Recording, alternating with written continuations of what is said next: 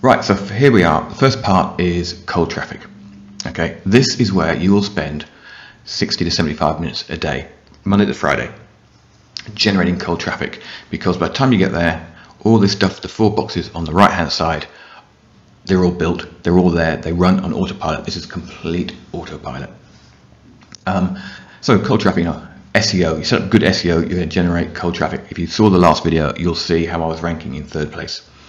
Okay, with 1 article, no backlinks, nothing, just proper on-page SEO to start with. Create YouTube videos.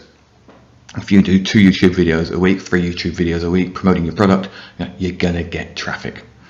And it also works as well for a little bit of backlinking and SEO, but more of that later.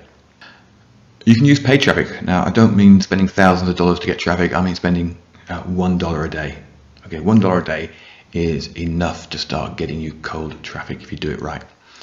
And social media posts, Facebook, Instagram, Pinterest, Twitter, whatever. And that traffic you drive to, let's call it the front end blog. Now this can be a single product blog, multi-dimensional blog, that's articles on lots of different things, except you have articles with pre-sale review articles on there, doesn't matter. Or it can be, as I said, a single product blog, which is just one blog focused on one thing.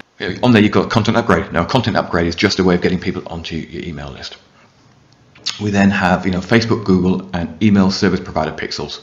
3 of the most important things you'll ever do is spending 10 minutes setting those up. Okay, so from this front end blog, you'll get a percentage, 10-20% of people, if you're lucky, will go onto an email list. If they don't go on your list, well, you can retarget them because you have all the ESP pixels here.